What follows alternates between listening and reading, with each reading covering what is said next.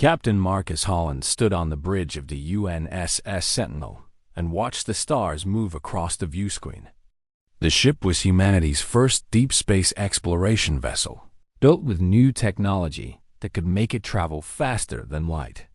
Marcus had spent the last 3 months in deep space, far away from Earth, looking for new discoveries.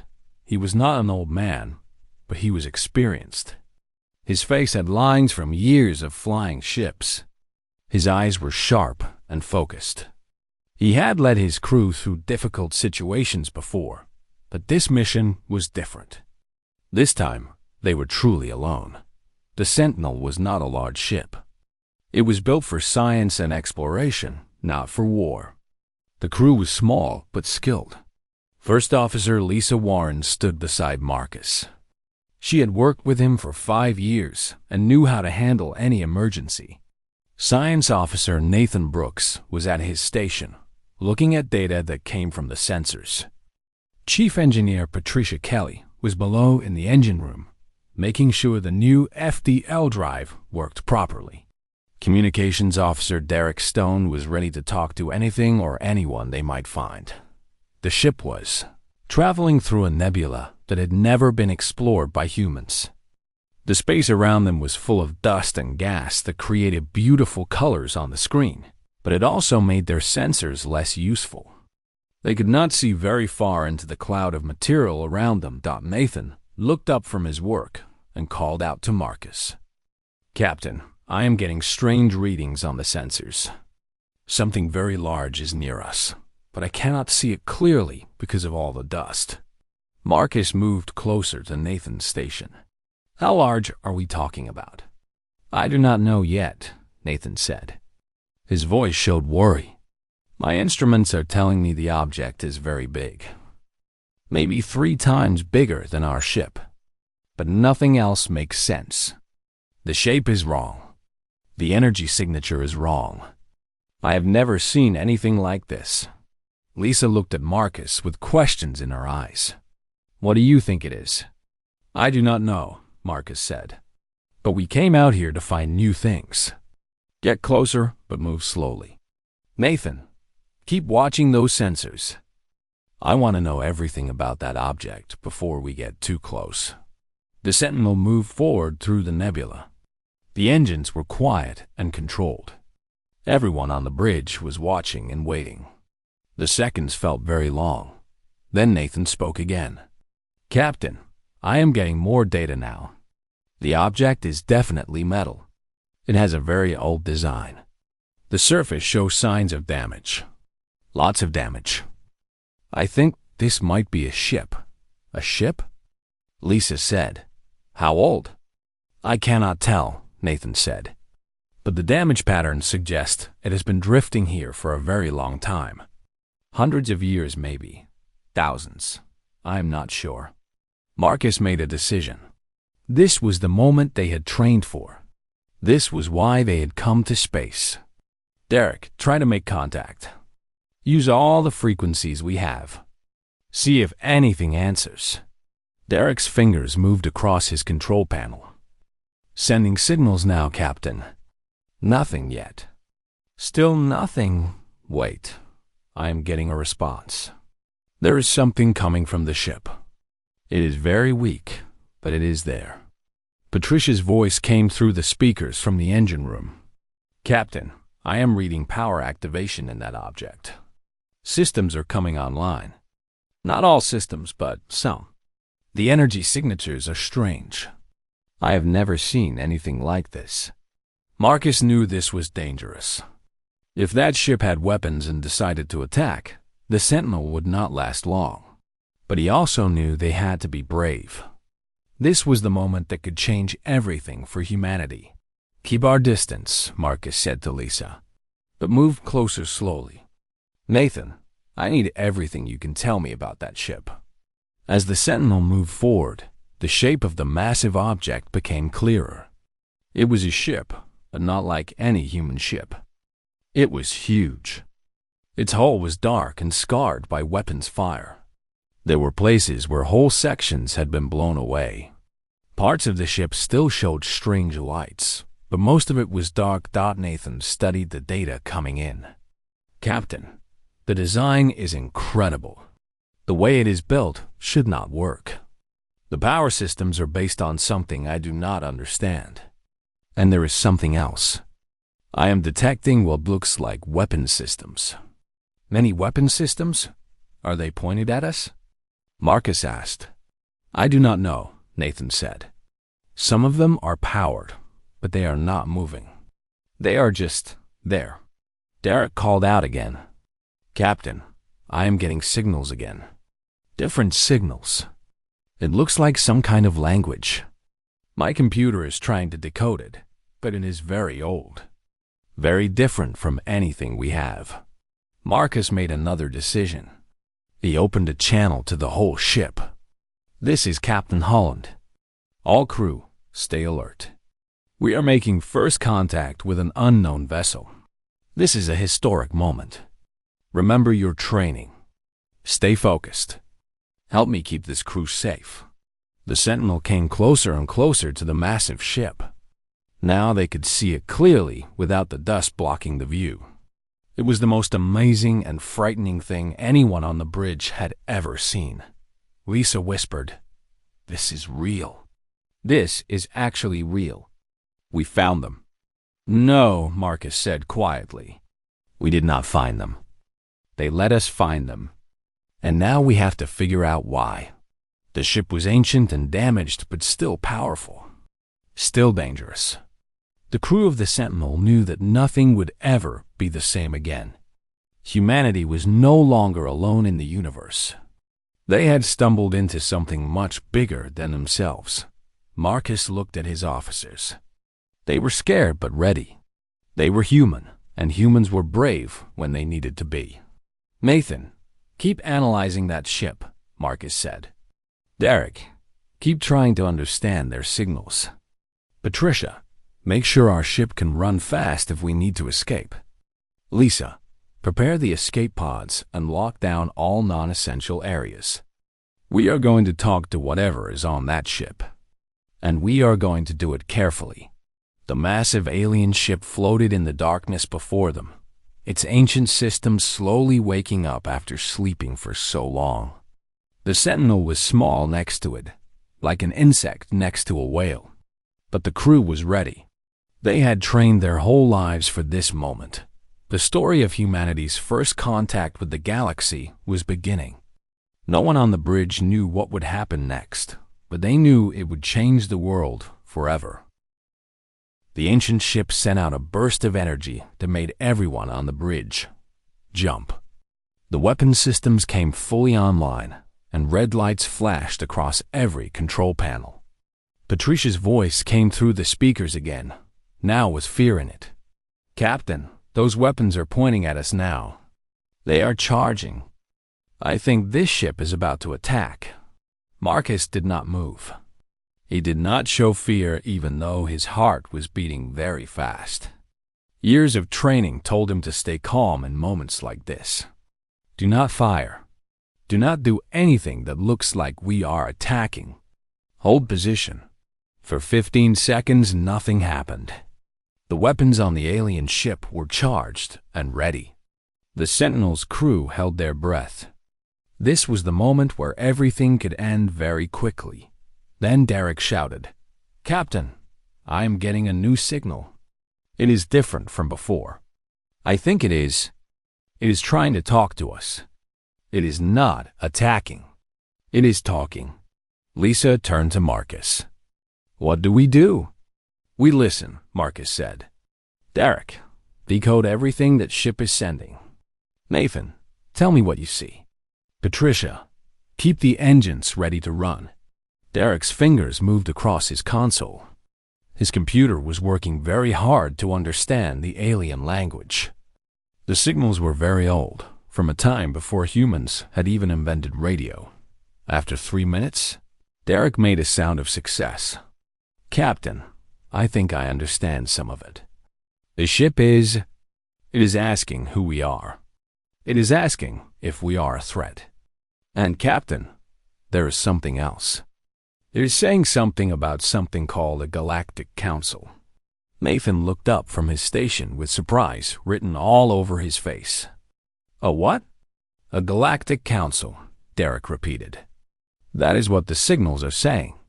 And the ship has records. The ship has ancient data files about this council. And Nathan, the records show detailed information about multiple alien species, multiple advanced civilizations." The bridge became very quiet. This was much bigger than they had thought. They were not looking at one alien ship. They were looking at evidence of an entire civilization, an entire galaxy full of intelligent species. Marcus took a deep breath. "Derek, try to establish real communication. Tell them we come from a species called humans. Tell them we want to talk. We do not want to fight." Derek sent the message. For a moment, nothing happened. Then the alien ship sent back a very different kind of signal. This time, it was slower, more carefully made. It was a greeting. Patricia came up from the engine room and joined them on the bridge. She was covered in sweat from the heat of the engine compartment. "Captain, what is happening? Are we safe?" "I think so," Marcus said. "But we need to learn more." Nathan had been working on something. Now he looked at the others. "Captain, I think the ship is transferring data to us. A lot of data. Thousands of years of records. Information about wars, about politics, about something called developmental protocols. It is all going into our computers now." The data transfer took hours. The Sentinel's computers worked hard to receive and store everything the alien ship was sending. Derek worked to translate the important parts. What he found was shocking. The alien records showed a story of a galaxy that was not empty. It was full of species that had technology far beyond what humans had.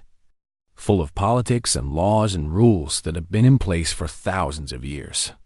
And most important, there were rules about what can happen to new species. Derek read the translation out loud. The records say that young civilizations are supposed to stay hidden until they reach certain technological levels. There is a galactic council made up of 12 older species. They control space. They make the rules. And the rules say that any species that comes in contact with advanced technology before they are ready must be dealt with. Lisa's face became pale. Dealt with. What does that mean? I do not know, Derek said. But it sounds bad. Patricia looked at the records on the screen. Why was this ship abandoned? If there is a whole council of powerful species, why is this massive battleship just floating here in a nebula? Nathan had been reading more data, because the ship was part of a war. A war between the council and something else. Something they called a rogue faction. The council sent this ship to fight them. But something went wrong. The ship stopped sending signals hundreds of years ago. Marcus studied the data from the alien ship. He was thinking very hard about what this all meant. Humanity had been hidden in their corner of space. They were developing their own technology slowly. And now they had found proof that they were not alone. Not just alone, but surrounded by a whole galaxy of species that had rules about what could happen to them. Derek was still communicating with the alien ship. Captain, the ship has artificial intelligence. It is still working. It has been waiting for thousands of years. And it is trying to tell us something important. What? Marcus asked. It is saying that we should not be here. It is saying that we are not supposed to know about the Galactic Council yet. It is saying that by finding this ship and gaining this knowledge, we have made ourselves targets. Marcus looked at Lisa, Nathan, and Patricia. His crew, his people. He had made the decision to approach the alien ship. He had made the decision to make contact. And now everything had changed. How long until the Galactic Council finds out about us? Marcus asked. Derek checked his calculations.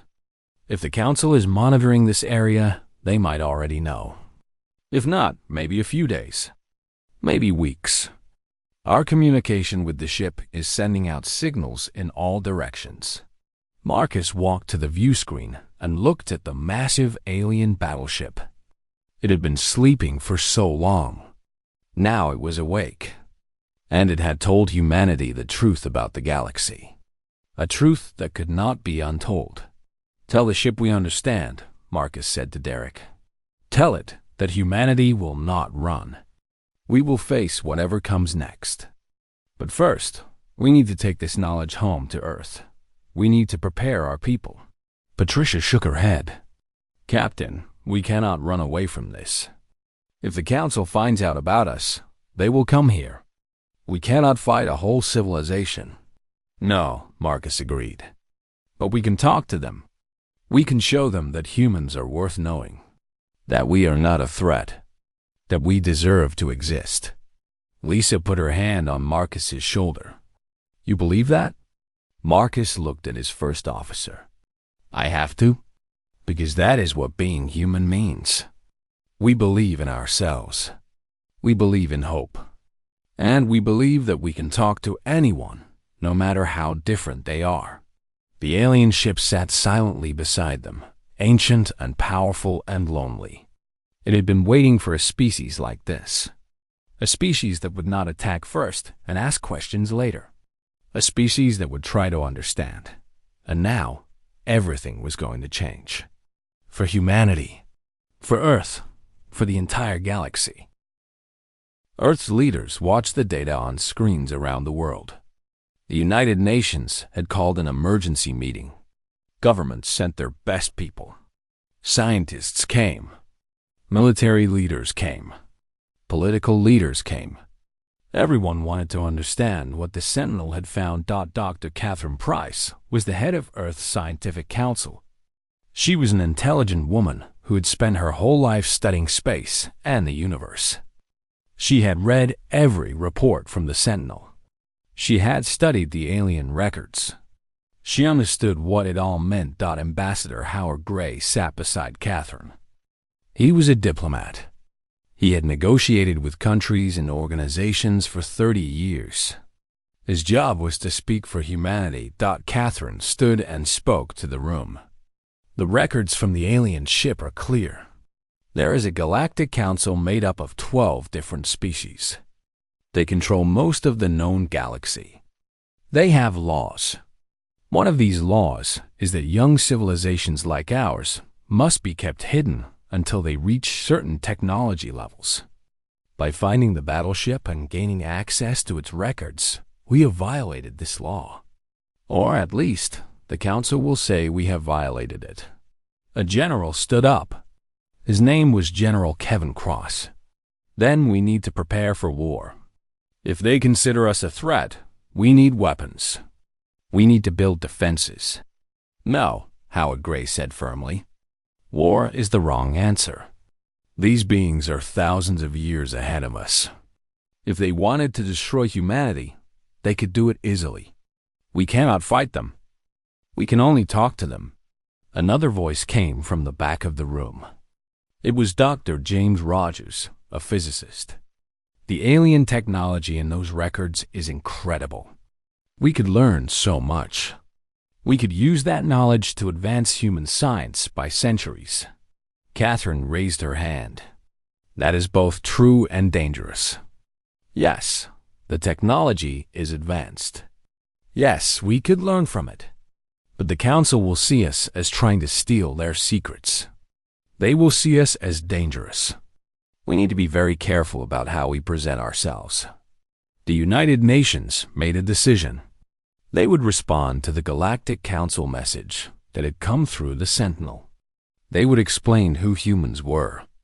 They would request a hearing before the Council. They would try to negotiate. For 3 days, Earth waited for an answer. Then it came. The Galactic Council agreed to listen to humanity's case. They set a date for a formal hearing. 12 Council members would meet with Earth's representatives. Catherine and Howard prepared their arguments. They studied the Council members. The Zayler species was known for being logical and cold. The Vyeth species was very old and powerful. The Krendarian species was known for military strength. There were 9 other species, each with their own ways and their own ideas about how the galaxy should work. Marcus was brought back to Earth to give testimony. He stood in front of the council representatives who appeared on screens from across the galaxy. He was nervous, but he did not show it. "My name is Marcus Holland," he said. "I am the captain of the Sentinel. I want to tell you about humanity. I want to tell you about my species." A Zalar council member spoke first. Its voice was very cold. "Your species has violated the temporal protocols. You have accessed advanced knowledge before your time. This is against our laws. It is a serious crime." Marcus did not back down. "I understand that. But we did not try to find your knowledge. We found a ship that was already in space. A ship that was abandoned. We approached it with caution. We tried to communicate. We did not attack. We did not try to steal. We tried to understand." A Viath member spoke next. It was very large and ancient. "The precedent is clear. Any civilization that comes into contact with restricted knowledge must be contained. Restricted means kept away from galactic society. This is how we maintain order. But order based on secrecy is not order," Catherine said. She was standing now, speaking with her whole body. "Order based on truth is what lasts. You are hiding knowledge from emerging civilizations. You are treating them like children who cannot be trusted. We are not children. We are thinking beings. We deserve to make choices about our own future." A Krendarian officer stood. They were known for being aggressive. "You are too new. You are too young. You do not have the strength to handle the truth. Look at your own history. You have wars. You have poverty. You have cruelty. You are not ready." Howard Gray stood now. His voice was calm but firm. "Every species has a history of struggle. Every species has made mistakes. Humans have made many mistakes. But we have also made many discoveries. We have learned to help each other. We have learned to create beautiful things. We have learned to show mercy to those weaker than ourselves. And we do this not because we are forced to. We do this because it is who we are." Nathan Brooks was there too. He had come to Earth to help explain the scientific aspects. He spoke about the principles that humans had discovered on their own. He showed how human science had come to conclusions that matched some of the alien technology, but through a different path. He proved that humans had real intelligence and real capability. The council listened to everything. For hours, they heard testimony. They heard about Earth's history. They heard about human achievement. They heard about human failure. They heard about human hope. Then the council members went to discuss among themselves. The hearing was paused. Catherine, Howard, and Marcus waited in a room. They did not know what would happen next. They did not know if the council would destroy humanity or accept them or ignore them. Patricia Kelly had a video call with Marcus. She was still on the Sentinel with the alien battleship. "Captain, the ship is sending more signals. It is old data. Very old. Data about the council from thousands of years ago. Data that suggests the council was not always the way it is now. It suggests that the council used to be more open to new species. Something changed." Marcus understood. Something had happened in the council's past that made them fearful of new civilizations. That made them try to control everything. That made them hide knowledge away. The council came back. The Viath members spoke first. "We have made our decision about the human species." Everyone held their breath. The moment of judgment had come. The Viath continued. "You are not the first civilization to break our protocols. But you are different from others. You showed respect for what you found. You did not attack. You did not steal. You came to us and told us the truth instead of hiding it. This matters. This is not nothing. Howard and Catherine looked at each other with hope in their eyes. However, the Zayler member added, "You are still a young species in a dangerous galaxy. The Council must decide what happens next. We will return with our decision in 7 days." 7 days. 7 days for humanity's fate to be decided by beings they had never met. 7 days for the galaxy to decide if humans would live or die. On the 3rd day of waiting, Patricia Kelly made a discovery that changed everything. She was deep inside the alien battleship, examining its structure and systems. She was trying to understand how it worked. And she found something hidden. It was a chamber that had been sealed away. The door was made to open only if the person trying to open it had certain characteristics. It was not based on force. It was based on something else. Something deeper. Patricia sent a message to Marcus. "Captain, come to the ship. I have found something that you need to see. Something important." Marcus left Earth and returned to the Sentinel. He and Patricia went down to the sealed chamber. When they approached the door, it opened for them.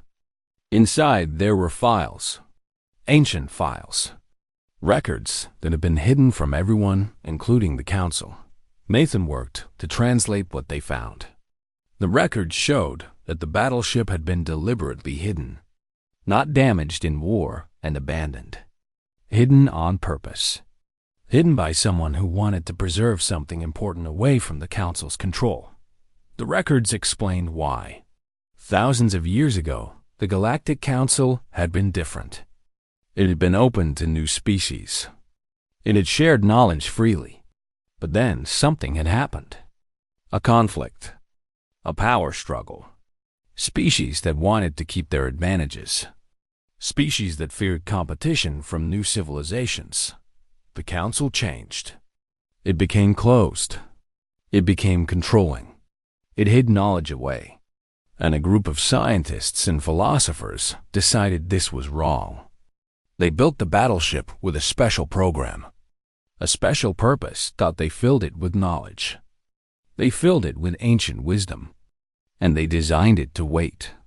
To wait for a species that would find it and prove themselves worthy. Patricia, read the criteria out loud. The ship will activate for a species that shows the following qualities: courage in the face of the unknown, respect for what they do not understand, a willingness to communicate before attacking, a desire to share knowledge rather than hoard it, and, most important, a combination of intelligence and wisdom. Nathan looked at the records in shock. They were looking for someone like us. They were waiting for someone like us. Marcus understood now. The Leviathan was not found by accident. It was found because we were the kind of species it was looking for. Because we approached it with caution. Because we tried to talk to it instead of trying to kill it. Because we shared what we found instead of keeping it secret. Patricia turned to Marcus. There is more. Much more. The original Council members who created this ship, they left messages. They talk about why they did this. They believed that the Council was stagnating. That advanced civilizations that stayed at the top for too long forgot how to grow. They thought fresh thinking was needed. They thought a new species with the right values could help the galaxy move forward. Nathan scrolled through more data. They designed safeguards into the ship's AI. The AI would only respond fully to a species with these qualities. It would test them. It would evaluate them. And only if they passed would it share its knowledge. The message from the ancient creators was clear. Humans had been chosen, in a way. Not chosen like slaves are chosen. Chosen like seeds are chosen for planting. Given a chance to grow. Given a chance to show what they could do. Back on Earth, Catherine Price received copies of all this information. She called Howard Gray and told him what had been found. This changes everything, Howard said. This proves that humanity's emergence is not a violation. It is the result of an ancient plan. A plan that the current council members probably do not even know about. Catherine nodded, even though Howard could not see her. We need to tell the council. We need to show them these records before they make their final decision. When the council gathered again, Catherine presented the evidence. She showed them the records that had been hidden in the battleship. She showed them that the ancient creators of the ship had been council members themselves. She showed them that this was about their own ancestors' vision for the future. The council fell silent. For a long time, no one spoke. Then the Leviathan member spoke. Its voice was different now. Less cold, more thoughtful. Our ancestors created this test. Our ancestors believed that the galaxy needed new thinking, new perspective. We have forgotten this. We have become afraid of change. We have become comfortable with control. A Krendarian member said something unexpected. If our ancestors thought humans were worthy of this test, then perhaps we should listen to them. Perhaps we should listen to what our creators valued. The Zaylor member was more cautious. This is a historical discovery of great importance, but it does not change the facts. Humans are young. Humans are unpredictable.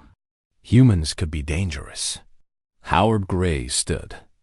Yes, humans are all of those things, but we are also honest. We are also brave. And we are also humble enough to know that we need help. We need guidance. We are not asking to be the equal of the council.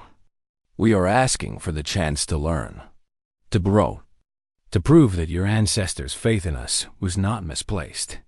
Catherine added, the ancient creators of the battleship believed that emerging civilizations bring something valuable to galactic society. They believed that a species that has not yet been corrupted by power and control can show the rest of the galaxy how to value the right things again. They believed in humanity.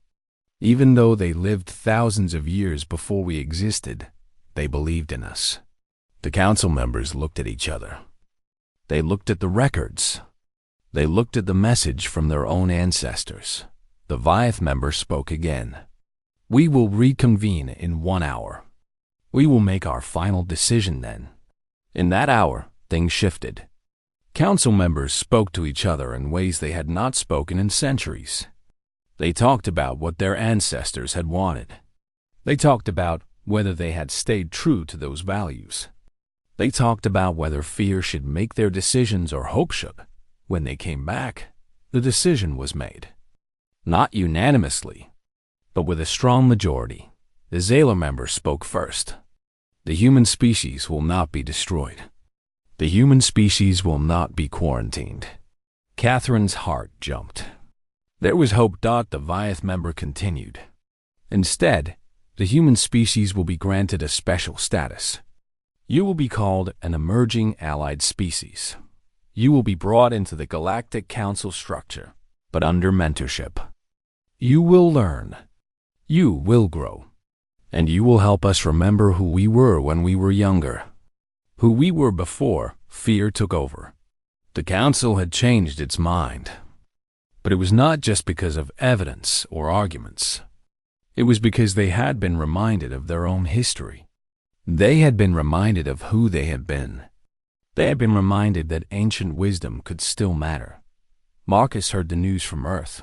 He was still on the Sentinel, near the ancient battleship.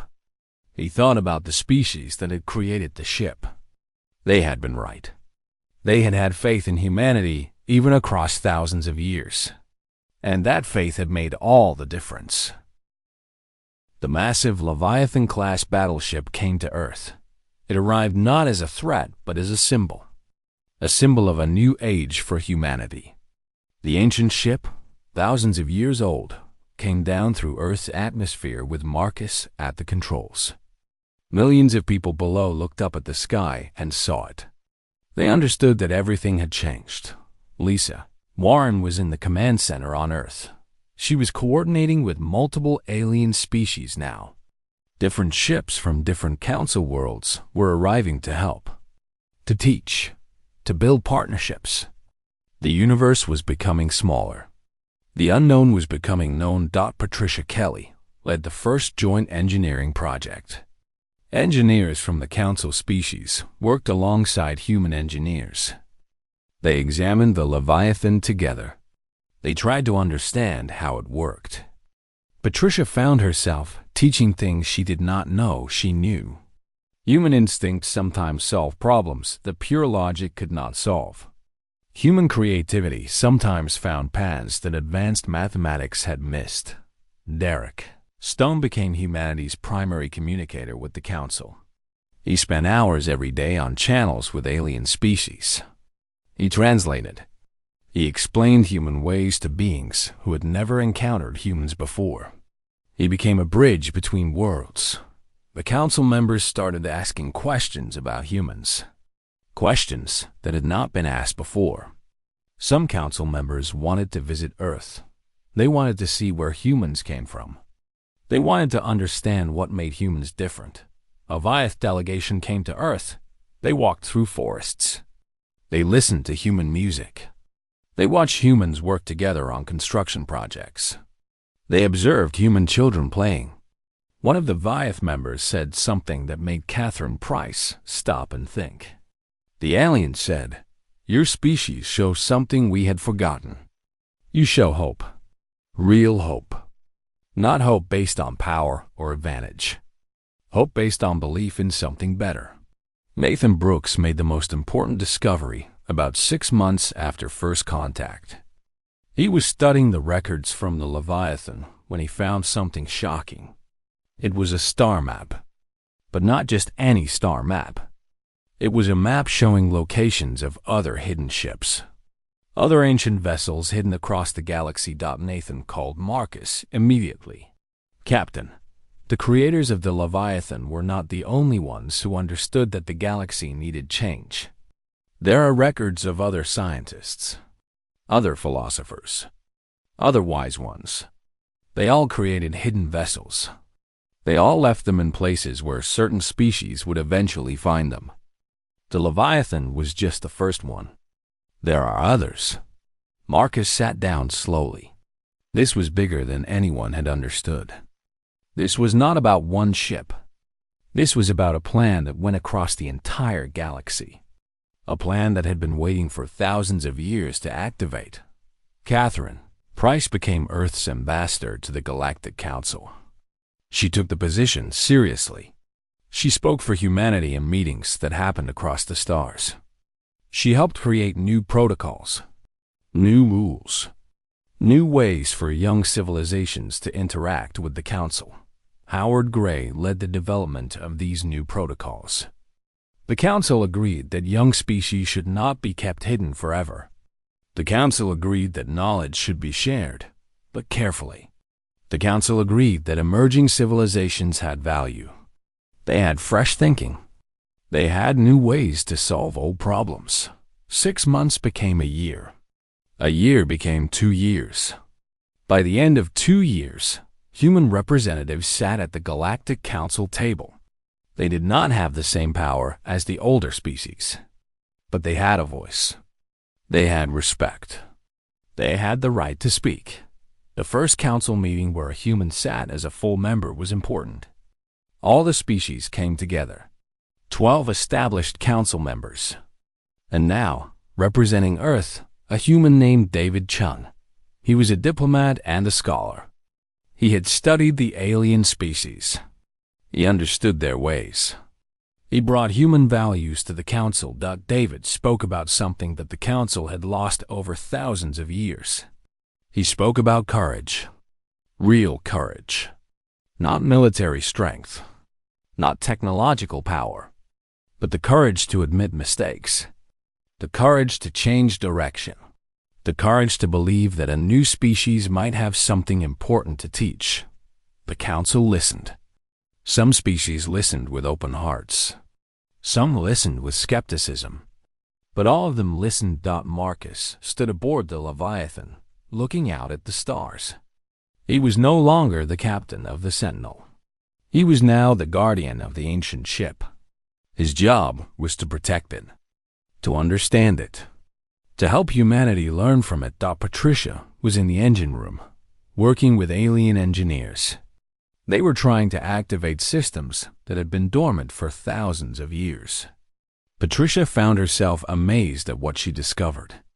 The creators of the ship had been even more advanced than she had thought. The knowledge she was gaining would reshape human understanding of physics and engineering for generations. Derek was on a secure channel with the Leviathan's AI. The AI was teaching him things. Old things. Wisdom from a time when the galaxy was younger and more open to new ideas.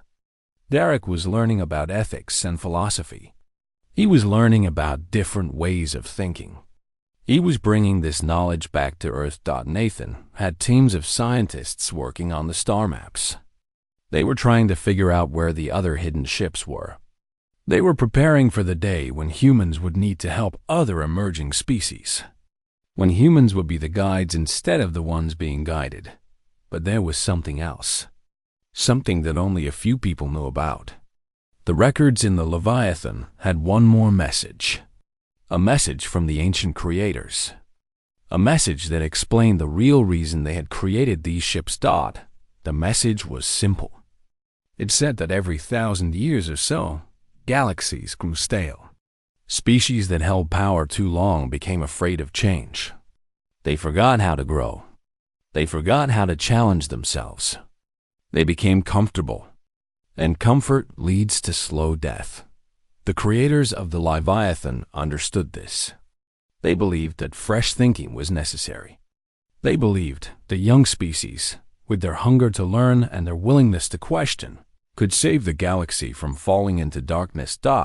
This was the real test.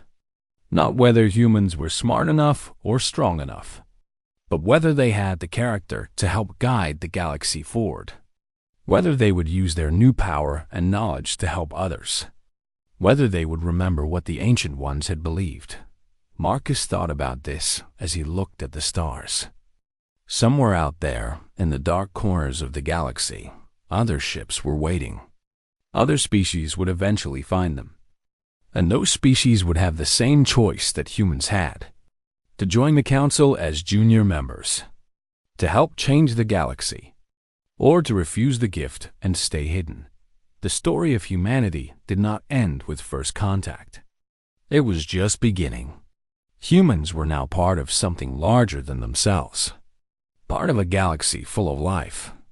Part of an ancient and ongoing project to keep the universe fresh and alive and growing. The Leviathan floated silently, its ancient systems now fully awake. It had waited for thousands of years for the right species to find it. And it had found them. And it had found them. It had found a species that was brave enough to approach the unknown with curiosity instead of fear. A species that was willing to listen. A species that believed in hope. And the galaxy, for the first time in thousands of years, had reason to hope too. The future was uncertain. But that was good. Certainty is what makes civilizations old and tired. Uncertainty, with hope to guide it, is what keeps life alive and growing. Humanity had entered the stars not as conquerors or servants, but as partners. As equals in a great conversation that spanned the galaxy. As voices that would help shape the future of countless worlds. The age of human isolation was over. The age of human connection had begun.